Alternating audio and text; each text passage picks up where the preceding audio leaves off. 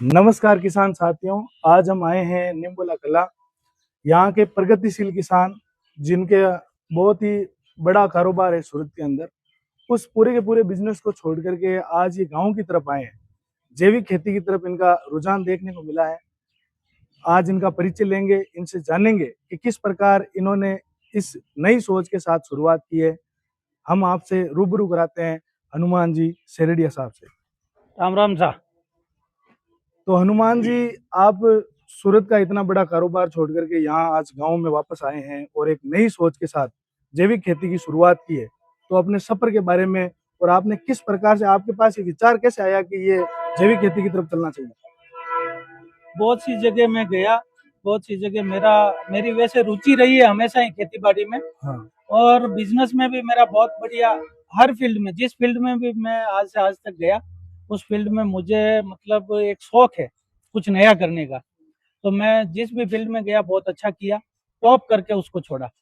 तो बहुत जगह मैं गया, लोगों से मिला। तो हर जगह आजकल जाते हैं तो सुनने को मिलता है कि फलाने जगह उसको कैंसर हो गया, फलानी जगह उसको कैंसर हो गया। हर पहले इक्के दुक्के कोई मरीज देखने को मिलते थे, सुनने में आती थी कि भाई वहाँ उस सिटी के अंदर उस शहर में उसको कैंसर का बीमारी हो गया। आजकल हर गांव में, हर जगह सुनने में आ रहा है कि कैंसर के बहुत ज्यादा तादाद में मरीज बढ़ रहे हैं। तो मैं जैसे बहुत सारे विश्वविद्यालयों में गया, कृषि विश्वविद्यालयों में गया, बहुत जगह जैसे जयपुर गया, कोटा गया, जोधपुर काजरी गया, बीकानेर गया, केवी के नागौर गया। हर जगह में गया, मैंने देखा खेती के बारे में नए संचार क्या है क्या नहीं है। तो हर जगह मैंने देखा कि जैविक खेती मैंने देखी, तो मेरे दिमाग में एकदम सटीक आइडिया आया कि इस जैविक पे अपने को काम करना चाहिए। ये बहुत ही मतलब, एक तो अपनी खेती भी बीमार होती जा रही है, बिल्कुल बिल्कुल। जो अपनी जमीन है वो बहुत ही बीमार होती जा रही है। यूरिया, डीएपी और ये मतलब रासायनिक से खेती की पूरी मतलब तहस नहस हो रहा है। तो तो उसको हनुमान जी, मैं आपसे जानना चाहूंगा कि आपने इस जैविक खेती की शुरुआत कैसे की?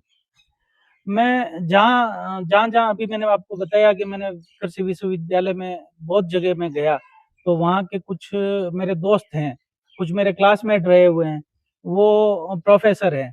तो उनसे मुझे प्रेरणा मिली, उन्होंने मुझे बताया और मेरी रुचि थी।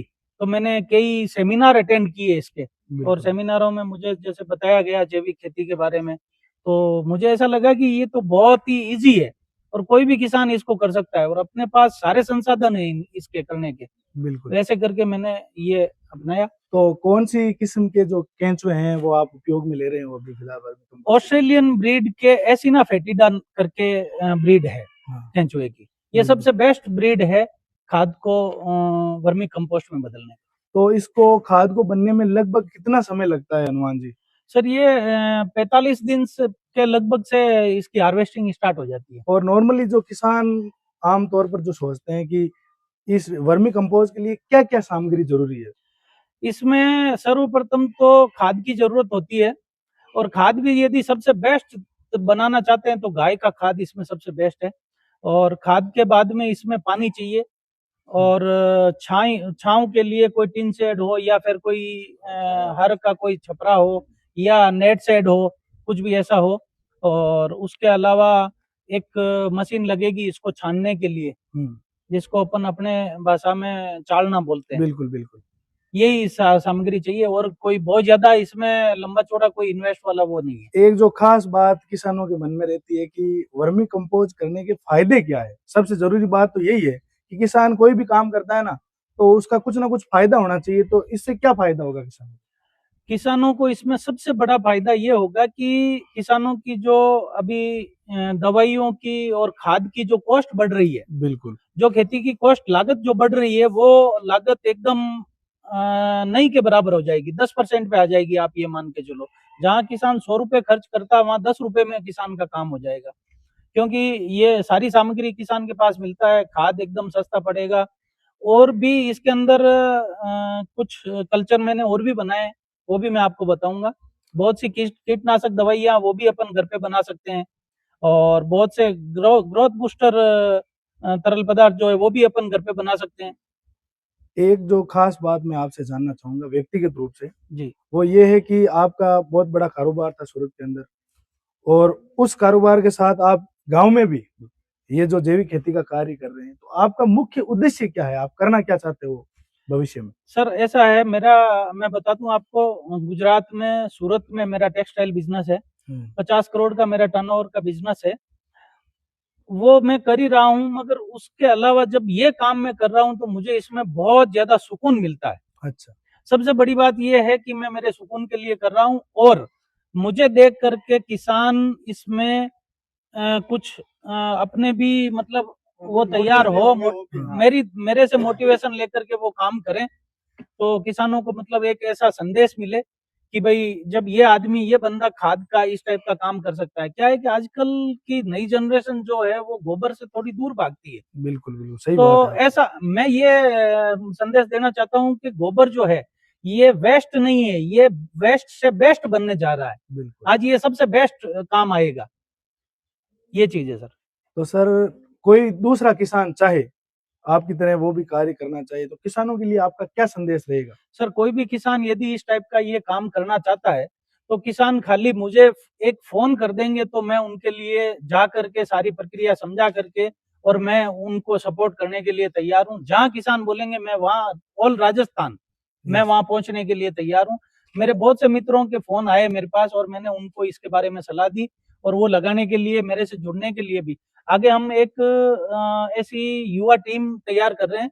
वो टीम हर जगह जहाँ कोई भी यूनिट लगाना चाहता है तो उसको हम केंचुए भी प्रोवाइड करवाएंगे, और उनका खाद भी हम वापस लेंगे। वो अपनी खेती में डालना चाहते हैं तो ठीक है, नहीं तो सेलिंग के लिए भी उनका खाद हम लेंगे। और हमारे पास बहुत सारे अभी से हमारे पास बहुत सारे ऑर्डर आ रहे हैं।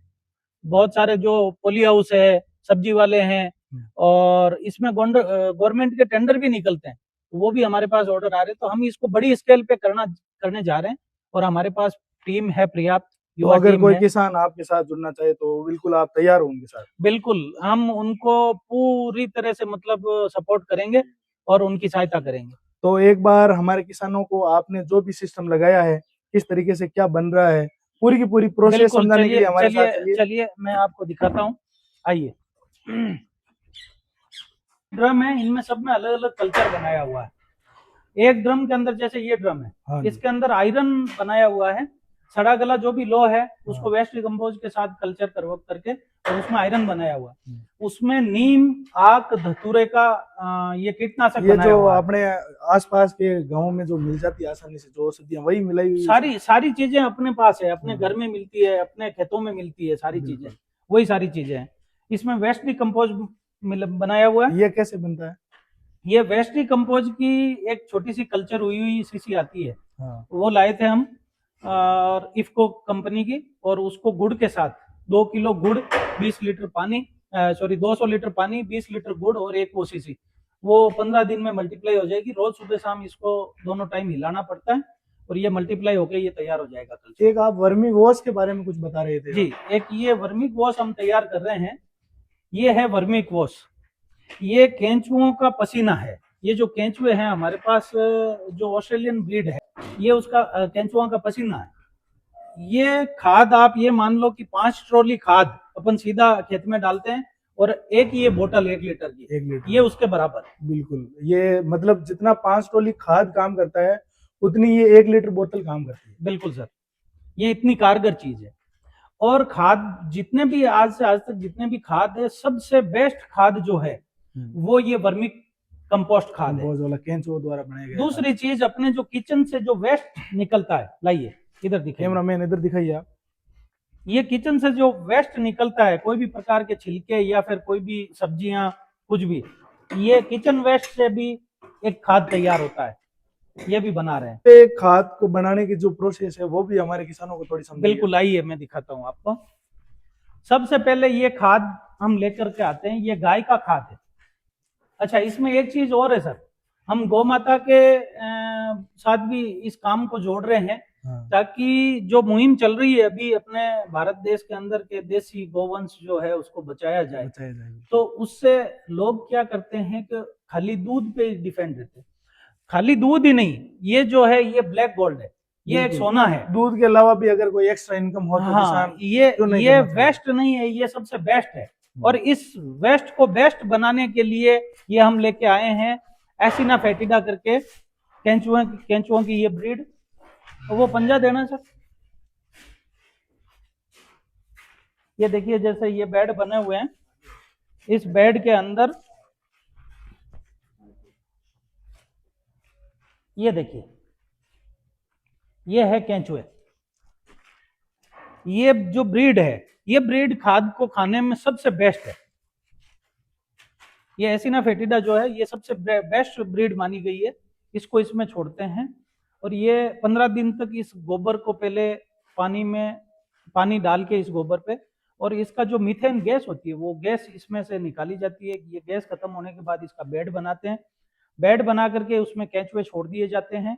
उसके बाद में ऊपर से ढक दिए जाते हैं, कोई भी दरी हो या कोई भी नेट हो उससे ढक करके।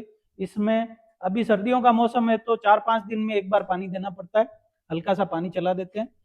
उससे ये लगभग 45 दिन के बाद में इसमें हार्वेस्टिंग स्टार्ट हो जाएगी। धन्यवाद हनुमान जी, और आप हमारे साथ जुड़े हुए तमाम किसानों का मैं हृदय से आभार व्यक्त करता हूँ कि इन्होंने अपनी कहानी और इनके मेहनत का जो रंग हमें नजर आ रहा है वो सब कुछ हमारे साथ साझा किया। एक बार पुनः आपका धन्यवाद। राम राम राम जी।